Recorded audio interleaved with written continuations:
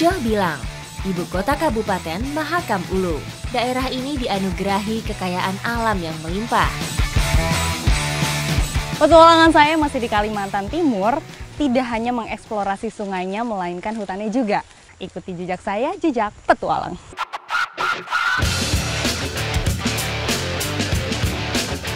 Hutan menjadi bagian tak terpisahkan dalam kehidupan masyarakat Mahakam Ulu. Sambil berjalan, kita juga sambil mencari bahan-bahan makanan yang bisa dimanfaatkan. Nah, ini ada pakis putih. Yang diambil juga yang bagian ujungnya aja yang melengkung seperti ini, karena lebih enak nanti ketika dimakan. Tanaman jenis paku-pakuan ini mengandung banyak manfaat dan mudah didapatkan. Loh, ini ada jamur, ini bagus juga ini. Enak loh ini. Banyak juga ya. Ya, ini bisa disayur. Wah. Ini, Mbak. Pas banget di dalam perjalanan kita menemukan jamur, karena ini posisinya lembab habis hujan, makanya jamurnya juga masih pada mekar-mekar. Jamur musiman ini biasa tumbuh subur pada permukaan kayu yang telah mati dan lapuk. Selain populer sebagai organisme pelapuk, jamur grigit juga terkenal sebagai bahan masakan dan bahan baku obat tradisional. Kalau di sini namanya apa, Bu? Kulat. Kulat ya. Yang biasa saya temui itu namanya adalah jamur grigit. Kalau bahasa Dayaknya kulat. Jamur grigit tumbuh subur pada daerah dengan suhu di bawah 37 derajat Celcius. Udah cukup banyak ini, Bu. Yaudah kita lanjut jalan lagi ya. Menjelajah lebih jauh membuat saya semakin takjub dengan kekayaan hutan Kalimantan. Apa itu, Pak? Oke. Bahan makanan sudah dapat. Terus di sana ada juga tuh bajakah. Jadi bisa menambah kesegaran kita nih. Bisa kita minum. Manfaat akar bajakah tidak hanya dengan cara diolah, tapi juga diminum langsung sebagai pelepas dahaga. Mana coba, Pak? Ini nih. Wow, deres banget ini.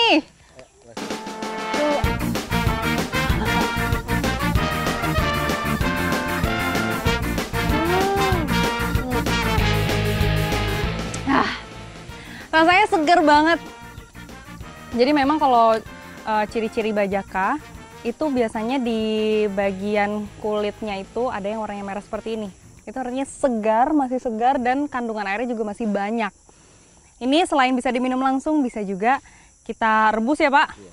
Dibersihin bagian Kulitnya. kulit terluarnya terus nanti direbus. Pak, ini kayaknya masih banyak masih bisa diminum. Bisa dipotong lagi nih. Masih bisa dipotong lagi? Ya, masih ada.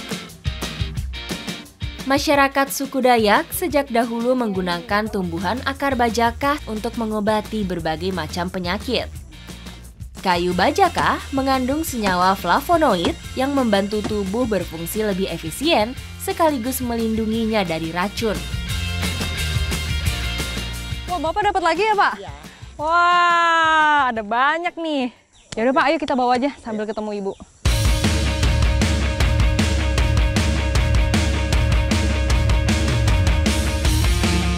Nanti bajakannya mau direbus, tapi sebelum itu saya kuliti dulu. Supaya nanti bagian yang direbus itu tidak terlalu pahit. Karena biasanya bagian kulitnya ini yang bikin pahit. Dengan alat dan bahan seadanya, kami mengolah hasil hutan yang kami dapat selama perjalanan. Membuat minuman dari bahan akar bajakah, serta makanan tinggi serat berbahan pakis dan jamur grigit. Setelah dicuci dan dipotong kecil, kayu bajakah direbus bersama dengan batang serai. Pucuk pakis kami masak dengan tambahan jamur, cabai rawit, dan daun bekai.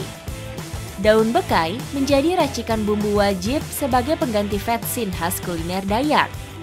Ini kalau saya perhatiin, daunnya tuh licin banget. Dan aromanya juga khas.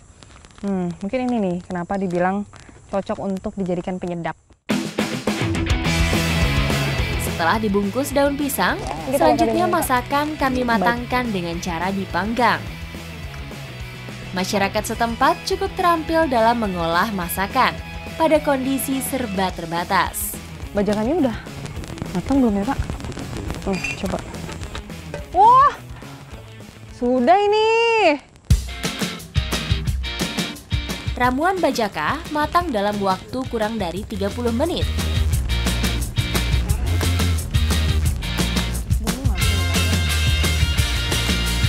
Ambil yang banyak. Beneran rasanya gurih. Dan teksturnya tuh krenyes-krenyes, apalagi di bagian ini nih, pakisnya. Kalau jamurnya kenyal. Enak juga, Bu. Semuanya rasanya gurih.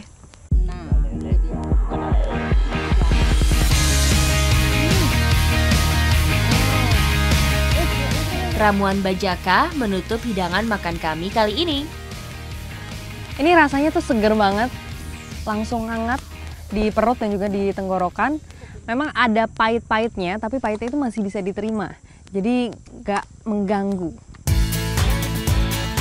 Menikmati makanan dari hasil alam adalah cara terbaik untuk menyelaraskan diri dengan kondisi alam sekitar.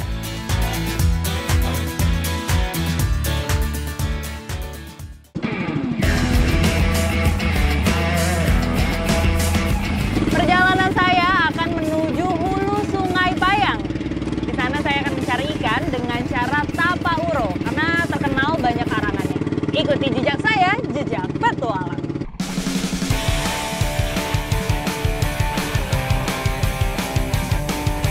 Sesampai di hulu Sungai Payang, bersama rombongan saya kemudian bergegas untuk mencari bahan membuat alat tangkap ikan. Kali ini kami tidak menggunakan jaring atau pancing, melainkan alat tangkap berbahan rumput-rumputan. Bahan yang digunakan itu ada rumput-rumputan panjang seperti ini.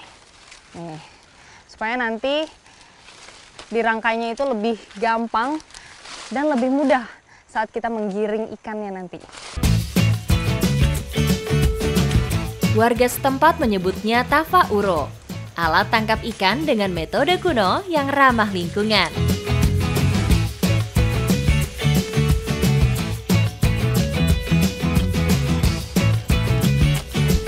Perjalanan saya lanjutkan lebih dalam, memasuki kawasan hutan di tepian Sungai Payang. Kalau tadi rumputnya sudah didapatkan, sekarang saya mau mencari alat untuk menjahit atau mengikatnya. Itu pakai rotan. Tanaman serbaguna ini bisa dimanfaatkan setelah berumur lebih dari 2 tahun. Tandanya jika daun dan durinya sudah patah. Dengan sebagian batangnya sudah tidak dibalut oleh pelepah daun.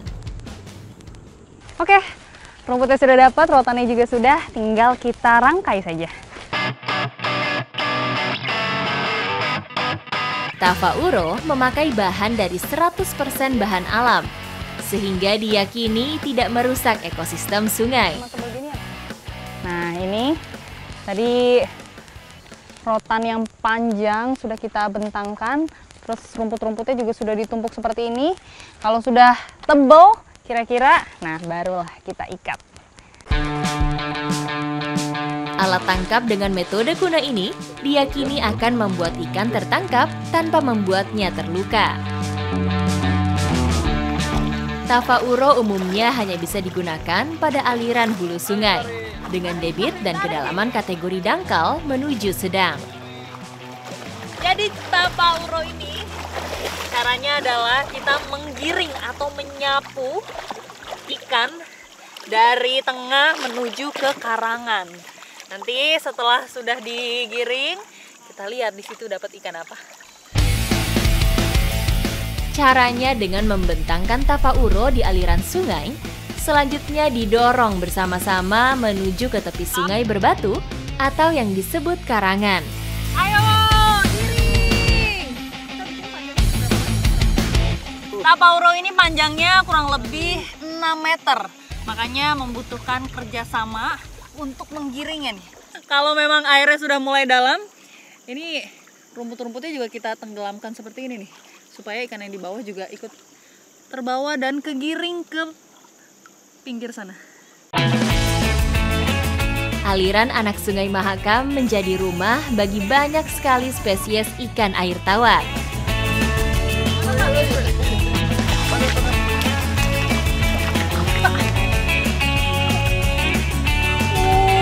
Saya baru pertama kali di sungai melihat ikan seperti ini bentuknya. Dia bagian mulutnya ini lancip gitu. Ini kayak yang di laut tuh saya pernah nemuin namanya ikan sori, Pak. Warga Kabupaten Mahakam Ulu menyebutnya ikan masik baya. Bentuknya mirip sekali ikan aligator atau sejenis ikan air tawar dengan bentuk kepala menyerupai buaya. Meski begitu, ikan yang kami temui ini adalah jenis yang berbeda dengan karakter yang tidak agresif dan cenderung lebih mudah ditangkap. Nah, ini dapat satu ikan lagi. Kecil tapi dia unik banget secara bentuk karena di bagian mulut depannya ini ada duri. Terus bagian permukaan badannya juga ada berbagai macam warna.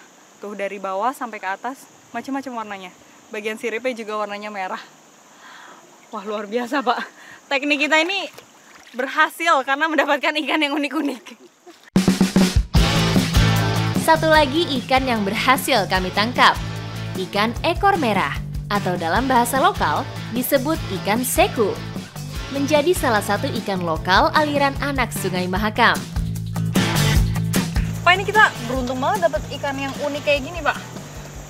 Iya, memang ikan spesies ini sudah sangat jarang. Bapak juga udah nggak pernah nemu ini? Ya, sangat jarang.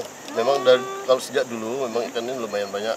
Tapi seiring dengan perkembangan, ikan ini juga cepat punah. Karena ikan ini dia tidak terlalu di kedalaman.